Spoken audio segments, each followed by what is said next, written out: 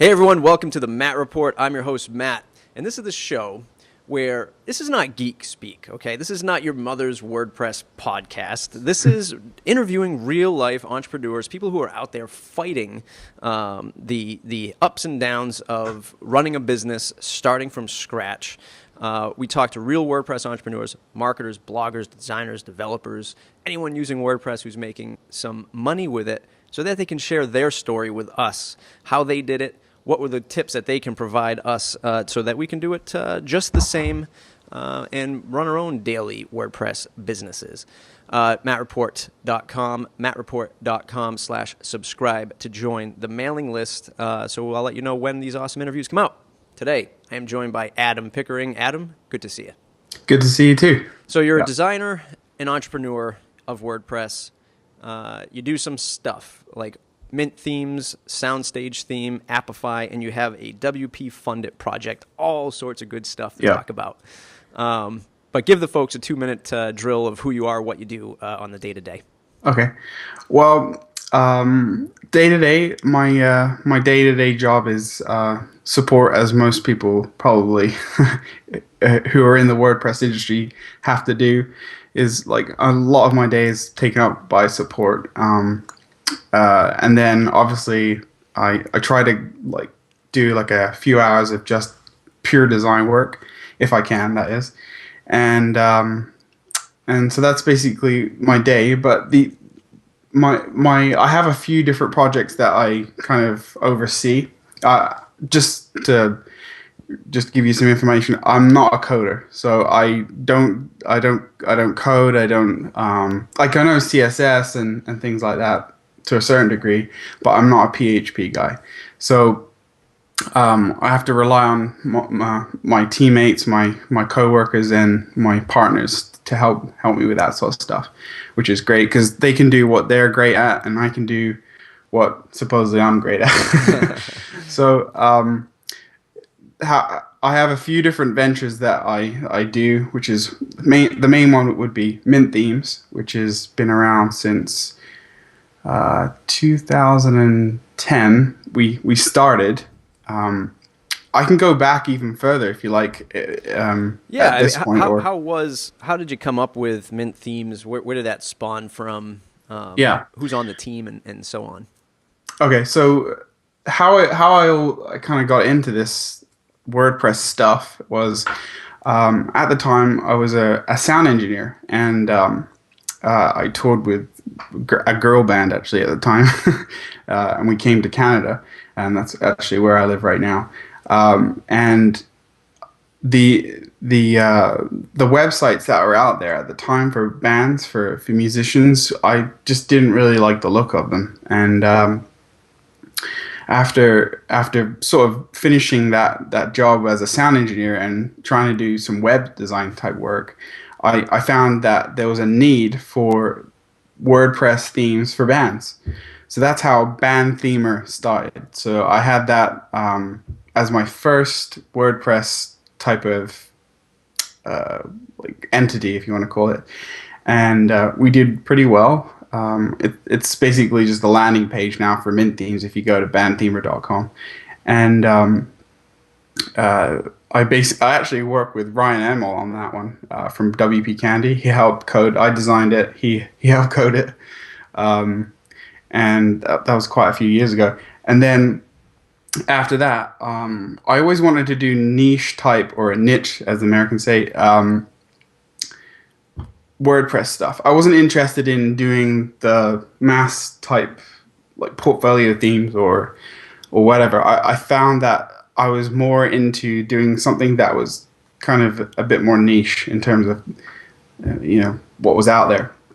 And then we kind of myself and Phil Johnston, who is now my co-founder of Mint Themes, we started a little site called churchthemer.com, which was WordPress themes for churches. So it was kind of the same thing as Band Themer, but the reason why we did that instead of like creating like a Mint theme site was because we just needed the traffic. We were like, oh, let's just buy a domain that says church in it and then WordPress or something, so that we would we would get to number one in Google within a couple of days because there was no one else doing it, sort of thing. So How, did you we, see? Did you see? And this is a good point for the folks who may be even thinking about jumping into the theme business. You like to go after the niche or niche themes. Your story is a little bit different than you weren't doing the typical WordPress consulting, freelancing. You found a need that you had your own need. You satisfied your own need, and then you turned it into a niche that you resold. yeah. How effective was it going for a niche right out of the bat? Now, right out of the gate, you say that you ranked number one in Google within a few days. Is that still the case? Is that still? Yeah, I think we're number two still for band. If you type in WordPress themes for bands, for example, I think we're number two still. So it did pay off. Like I think for us, doing something niche is just more exciting, almost like because you're doing something that maybe someone else hasn't done yet, or maybe they've done it but not that great, or like not saying that we did great stuff back in the day either, but we just kind of wanted to fill that need for what we wanted, and then see if everyone else was interested, and they were, and then that kind of kickstarted the next business from there, which was churches. So because there was not a ton of church themes around at the time, so that's how kind of church theme was that idea. We kind of cloned it, if you want to call it, and then we went on to do the next thing, and we found a lot of success in doing that model. It's a little bit different today, but yeah, that's how we kind of started. That's awesome. The church themes, you had the soundstage theme. Now, it wasn't called excuse me, it wasn't called the soundstage theme back then. It was a different name. So the soundstage theme is actually part of Mint Themes. Okay. Because we kind of moved all of our catalog of themes over to Mint Themes, and the church themer and the band themer, it's just kind of like a landing page. Gotcha. For people to come and visit and then see the themes and then go and buy over on our website. So that's how it kind of works now. Actually, Soundstage was our, I think we did that last year in around October. We released that, so that hasn't been around that too long. Gotcha. What was the tipping point where you said, and you went from the first theme and then into the church themes? What was that tipping point that you said, you know what, this is going to be a really scalable business. We're going to make some money with this. Let's make that leap to the next theme and then eventually Mint Themes. Well, the whole idea of just creating Mint Themes wasn't out because we thought that we were going to make a huge site and like there was going to be tons of traffic and blah blah blah. We actually just didn't want to keep creating niche sites and having to create blogs on top of each one and stuff like that. So that was the main reason we were like, I had a company back in the day like called Mint Idea, which was like a web development company. I just did websites, really terrible HTML, like stuff like that. And that name Mint, I guess, kind of came along with that, and that's why we did Mint Themes. But the reason why we started Mint Themes was because we just didn't want to keep creating these clone websites of every niche that we'd go into. We wouldn't want to have like business themer or whatever else. We just wanted to create because at that time we were getting enough traffic coming in that we felt like Mint Themes would be successful on its own instead of having to create a different brand each time. Right, and what you're doing for the folks that are kind of just starting off in this and kind of dabbling with the idea is you're really focusing the brand. You're creating a new brand in a sense, a new brand that has everything under the same umbrella. But what this is also affording you is the ability to market everything under this one roof. Because as we know now, a lot of it is about content marketing. A lot of it is, the old way of saying it is inbound marketing. As funny as that is, it's only been a couple years. Is there a particular strategy in marketing that you're going after with Mint Themes now that you're putting all this stuff under one roof that you can share with folks? I think as you grow and have those niche sites, and now that we've turned them in from like an actual website to just more of a landing page, people know the brand Mint Themes now more than like the other things out there.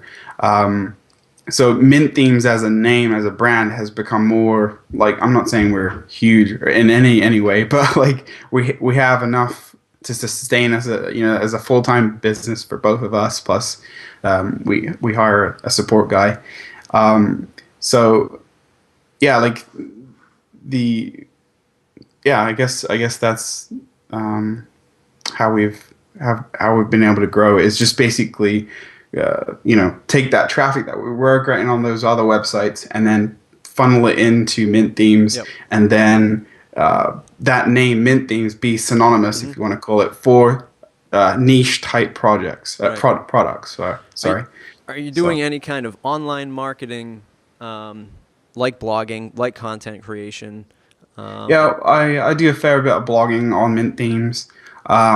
We create plugins. We have a ton of different plugins that are just about to be released in the next couple of weeks, actually, that do a bunch of different things that also help, with traffic and stuff like that. Like, we created an isotope plugin for WordPress that integrates with Easy Digital Downloads and WooCommerce. Mm-hmm. So that brings a lot of traffic into our site because it's free. Could you explain that plugin to folks that might not know about it? So isotopes, it's like a jQuery library done by Metaphysi. I don't know if I've seen their site. It's just basically like a masonry plugin that basically different content can be changed depending on your width of your browser, and you can even filter different. We actually use it on mintthemes.com. That's how we a lot of our stuff that we create is a lot of because we just need it ourselves and then end up having to release it. So if you go to the themes page on mintthemes.com, you can see that every time you click, instead of refreshing the browser like some sites you're on, you just click on church themes or whatever. It will then just move those into the correct position. Very So cool. that's basically what isotopes is. Yeah. Very cool. But other content stuff we've done is blog writing, plugin development, and then partnering with like other major blogs to do cross promotion type stuff. So that's our main. Out of the web marketing, is there one thing that's really hitting a home run for you? I would say plugins is if you release a free plugin and you're looking to get traffic to your site, it's a really easy, quick way to, and especially if there's not something else out there like that. Then you can, like, I think for example, we did that isotope plugin. We were number 1 or 2 in Google the next day. I created like an icon pack, watercolor icon pack. Like, if you can give free things away that like people can use, I'm using it in a design anyways, so I might as well give it away as well. Yeah. Then that definitely helps, like, Yeah. traffic wise. I think WordPress as a business allows us the luxury to create almost like giving away, having a free app in the App Store for iOS or Android. We have the ability to give away free themes, Yeah. free plugins, and that's a great way to draw traffic, as long as it's not just another free thing that there's no regard for. Yeah. So You do have to be careful though. Like, not every customer is going to be a customer or a person who's going to turn in from a person who loves your plugin to a paid customer. Like, there's obviously when you're creating a plugin, if you can create it around a certain thing that your products use, perhaps they will become a customer of yours. Like, we have some new things that we're coming out with that kind of go around what we're about to release. So the plugin is a complement to the theme or whatever we're releasing. So they may look at that, but don't hold your breath if you release a free thing and then you're counting on people to buy your product or whatever. Right. You bring up a very good point. One of my guests, and I won't name the name, but if you go back and listen to the interviews, you can certainly find him. He mentioned a number, a very low number of 1% is a conversion on a free plugin that he gives out versus the paid plugin. And we got into a good discussion about paying for a plugin and even paying for a theme now. You're not really buying the No, product. you're buying the support. You're Yeah, buying the that's support. Yeah. And you say, don't hold your breath if you think you're going to all of a sudden start making, hundreds, thousands, if tens of thousands of dollars. The conversion numbers are really low. But if priced right and you have many of them, you can get yourself a nice business going. One of the questions I love to ask folks like you who are creating plugins and themes is, do you think we're not charging enough for the support fee for these products? I think it was a race to the bottom for a while. See how far we can not charge. It is. We probably are on the higher end of what people charge. We on our website mintthemes.com we charge $79, which is probably one of the highest I've seen, and we don't have any problems. Oh, I think People buy. We'll just pause for a second because I think Skype just paused for a second. Okay. So I think you're back. Let me just shut off Dropbox because I know that causes problems sometimes. Sorry about that. That's okay. Okay. So you were saying that you were on the higher end of theme pricing, $79 to what you've normally seen. Yeah. So yeah, I think the fact that we've charged $79 from the get-go, I think has helped us grow, and also just be able to release great products at the same time. Because if we're just going on price, then it's basic. That would be a huge mistake if we didn't charge what we think it's worth and our time. If you're just wanting to charge I see some themes out there for $2 or things like that, but maybe that's great because it's just a simple blog or something like that. But what we're trying to do is more add functionality to the plugin that we couple the theme with, and then release something great. Right. So yeah. Yeah, I think I think you hit the nail on the head. If you're focused on building a great product and you're not racing to the bottom, then you shouldn't worry about the 79 and or whatever number it is you come up with. You said that you don't have any problems. Do you randomly get an email to say, hey, this is way too much, or why aren't you, $29? Yeah. And if you do, how do you handle that? True. I have got a one or two over the years, people saying, wow, your theme prices are $79. That's give me a coupon or or whatever it is. And I usually just say to them, we're like real people, we'll respond to your issues if you have any really quickly. We have the stats that back that up too. We use Zendesk, so we know how quickly we're responding to people. That's what we're trying to go for. Quick responses to issues and good quality code. That's our differentiate. So when people come to us and say that, maybe they're just not the right customer for this, and that's actually a great thing. But not because I don't want customers, and I don't perhaps, but maybe they just don't see the value in my time and what we've done. So yeah. And I'm happy to refer to other people who are less expensive out there. But it's just a personal opinion. I think our themes and my time and my developer's time and Phil, who works with, I think we should charge that because, why not? I think prices should be even higher than they are. Right. Automatic just came out with I think $150 theme or $200 theme.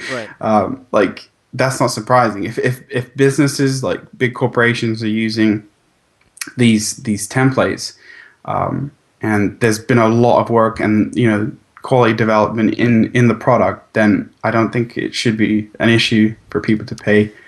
For example, we just created a crowdfunding theme. So it's a WordPress crowdfunding theme that is coupled with easy digital downloads. an extension, and we've also created a plugin for it.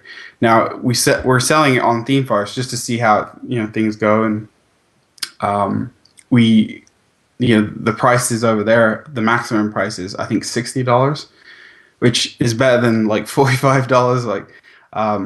But what we've tried to do with that project was a lot of the functionality is actually in an open source plugin as an extension.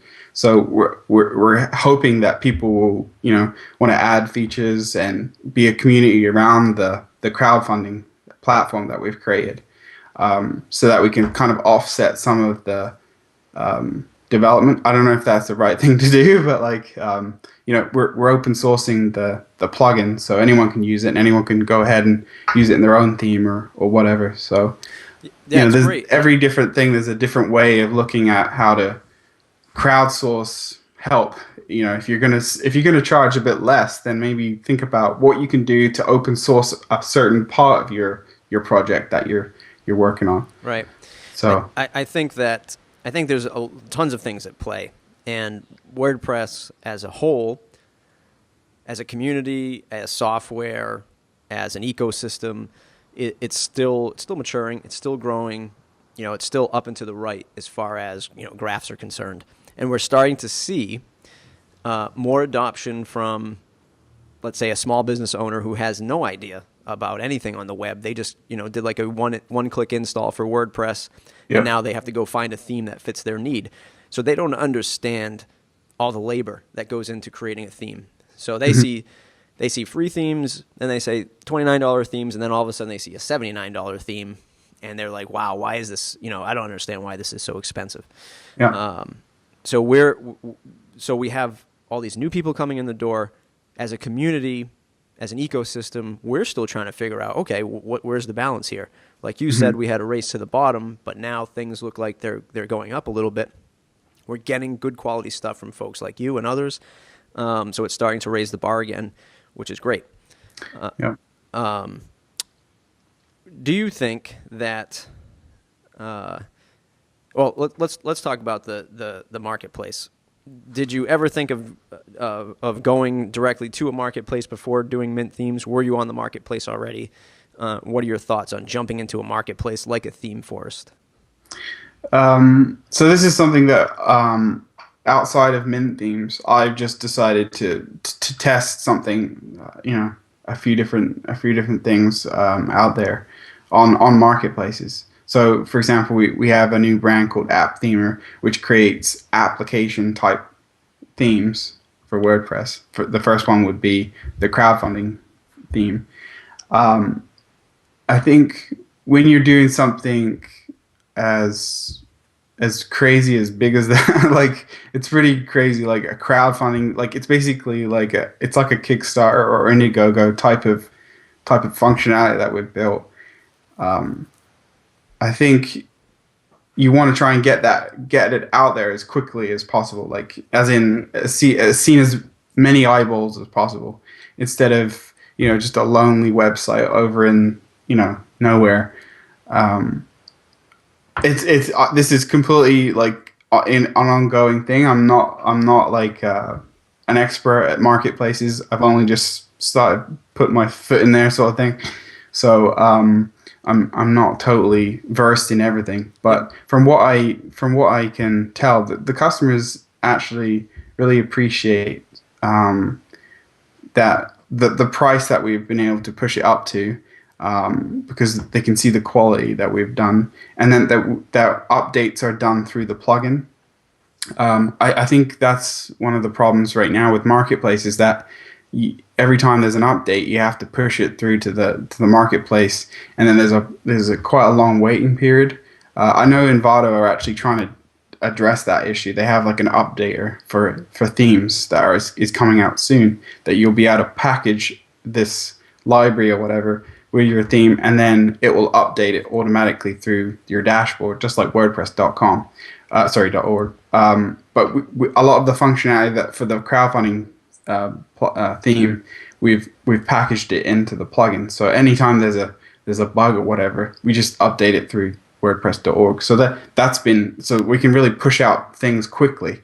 when people are complaining, oh, this thing doesn't work or whatever, we can just fix it instantly. We don't have to upload it to into the theme forest site, and then they have to review it and everything. People can instantly get. So that's something that I've liked in terms of the way we've done this project, instead of the standalone theme where all the functionality is in the theme and then you have to update the theme. So Yeah. um, When yeah, when I interviewed Pippin a little while ago, he said that Theme Forest was one of the greatest things for him starting off, because it did allow him to have the eyeballs, allow the traction. Of course, there was, you have to split the cost and whatever the percentage is, depending on what level you're at the marketplace. But he said it was very valuable to him to have that access to customers. yeah. So, curveball question: are you worried now that you might not be able to speak at a WordCamp because you're affiliated with Theme Forest and that whole deal going on in the WordPress community? I think over the next couple of weeks you'll hear, or I don't know, they've already announced that they're going to be giving the option to give authors the ability to sell their product under 100% GPL. Like right now it's split, right? So in the next few weeks that won't be a problem, but it does concern me. Like when I first did it, like I didn't realize, but when you upload something to Theme Forest, you actually have to include their licensing within the theme, because we usually just include the regular GPL GNU type license it within our README file or whatever. So that I uploaded it, and then it was like, oh, they're like, sorry, can't accept this. Please upload the correct licensing. So I think that obviously is going to be resolved. I think it's been talked about a lot now. So I think we're coming to the end of where all marketplaces have the option to like Mojo Themes. They've just gone 100% GPL on their marketplace. Creative Market, they've been there for a while. Theme Forest, they're obviously a bigger monster, if you want to call it. So there's a lot more, things that have to probably, have to be sorted out before they can just flip the switch, sort of thing. So, it does concern me, but I think things are gonna work themselves out. Good. The community in general. Let's talk about the WordPress community. How do you stay involved with the community aside from putting out awesome stuff like this? WordCamps. Do you speak at WordCamps already? What do you do for the community? So I do a bunch of different little things and maybe bigger type stuff. I've been to quite a few different WordCamps and been on a panel or whatever, things like that. So every year I try and attend this the main central WordCamp, which is SF, like San Francisco.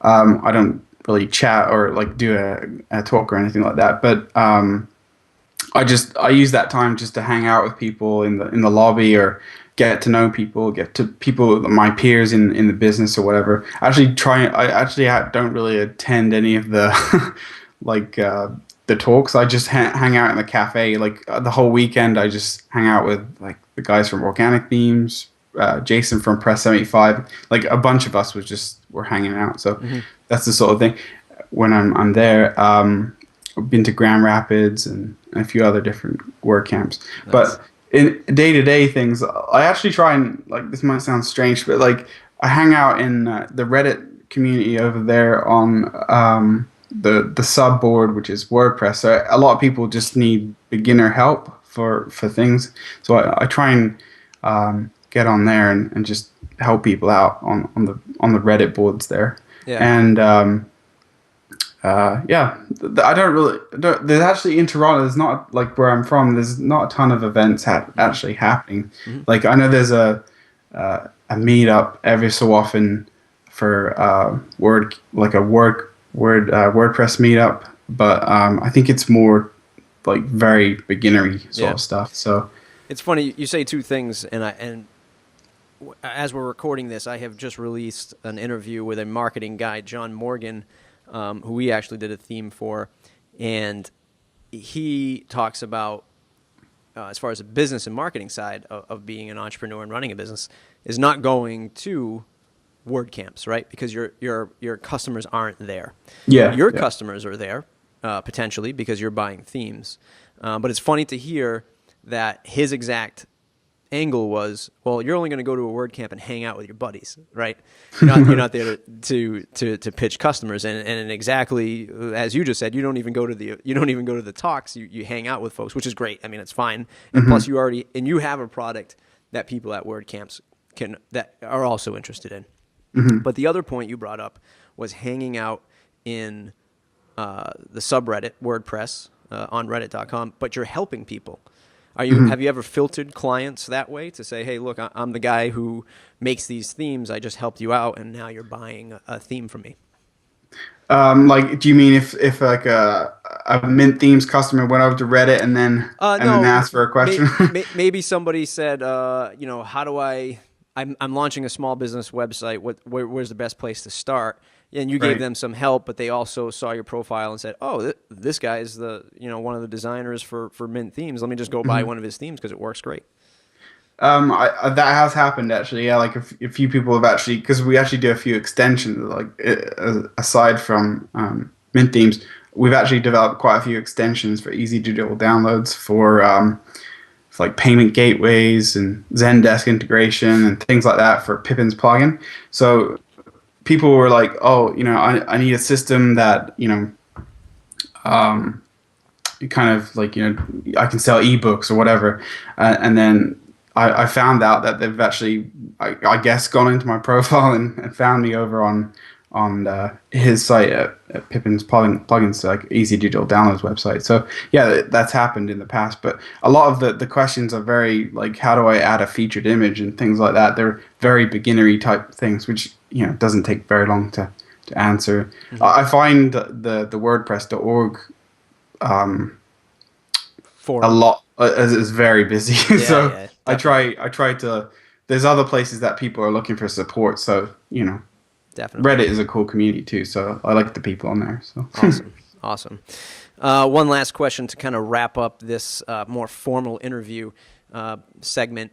If you could go back in time 1 year, 5 years, 10 years, what would you do differently for your WordPress business? Is there any ingredient or process you think you might change, knowing what you know now? Yeah, I actually wrote a whole blog post on like learning from our mistakes and what we did completely wrong. You can actually take a look over on the Mint Themes blog, but I'll just go into a few little things that we've as we've gone, and only over the last maybe a couple of years we've really like started to learn this information, and it took a long time coming, but we're actually starting to go in the right direction now. We're definitely not perfect. We're every day we're learning from other people, even our users. We learn so much from them. But how we developed themes back in the day around 2010, we would package everything with the theme. So like every little bit of functionality, like say for example the church theme, we would have like the podcasting would be included in the theme. We'd have the every custom post type under the sun in the theme. Like everything was just a beast to update. So as we've grown and learned that having to update all these themes, every theme you add is actually you're creating 10 times more work for yourself. So having a lean theme, and then everything in the functionality, either you can find functionality through other people's plugins or you create them yourself, then that is the best way to go, like in our opinion. Like everyone has their own way they want to develop themes, but for us, in terms of being able to distribute updates, fix issues quickly, and turnaround time on even theme development is 10 times quicker now, before this realization that we should put everything in that everything should be, all the functionality should be in the plugin. So that's basically the main learning thing that we've done, is that, every time you think of a new feature, you say to yourself, should this be in a plugin? Should this be in a plugin? You just keep saying that to yourself. Right. Because otherwise you'll just keep going back to, oh, I should put this in a theme option, or like things like that, and then you're just creating so much work for yourself. When you say you have a catalog of, we've only got like 12 themes on Mint Themes. Imagine if we had, I don't know, like 100 or something. It would be insane to have to, we'd have to just hire one guy to update the themes instead of creating plugins that have all the functionality. And then the theme is just basically a style sheet, some JS, and maybe a template file. That's basically all the theme is. And that's all it should be, really. Themes should just look the appearance. The appearance is the theme. The plugins are what drives the actual theme. Right. And the more people get into that mindset, it's coming down. Like, people are really starting to, okay, this is how I should be doing it. Then people will be more successful, and support levels will go down, and we've seen that already. So that's been one of our main mistakes, is the whole baking everything into the theme is totally the wrong way to go. Yeah. So that's an awesome story, and a great lesson for the people that are listening. A theme is a theme. It's I'd say 9 times out of 10 people are buying this because of the way it looks. I mean, this is the way it looks. I mean, they're I'm sure they're worried about how they're going to put it together once they get it. But like you said, let's focus on just making it a theme that looks the way it's supposed to look, and then we'll worry about the function side afterwards. That's great. That is very good.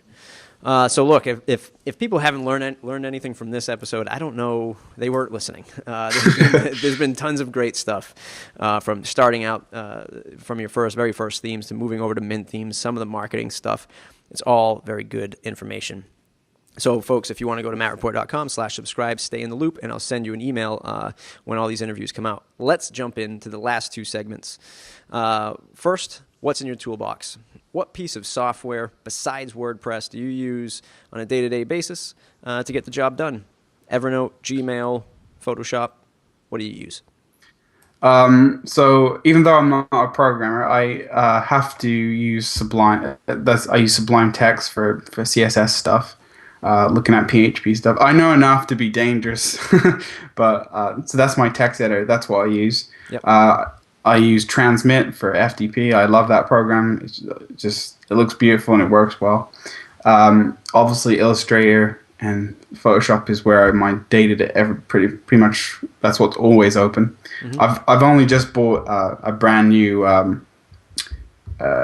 Retina Mac, so everything is kind of new to me. So like, designing in Photoshop is kind of crazy, so I have to use an external monitor, but that's a different story. Yep.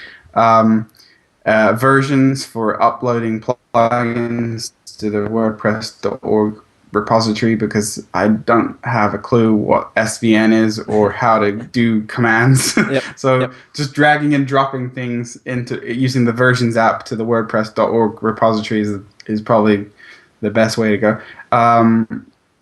And then for time tracking and project management stuff, we don't use an app. We just use Trello. So that's where I'm in a lot of the time is in Trello, which is a really great way to project manage your various projects that you're working on. Because I have many different brands and different things I have to keep, and that way it keeps out of email, because I don't like email. Right. So. Yeah. No, I agree. Well, that's an awesome list. Thanks for sharing that. The lightning round.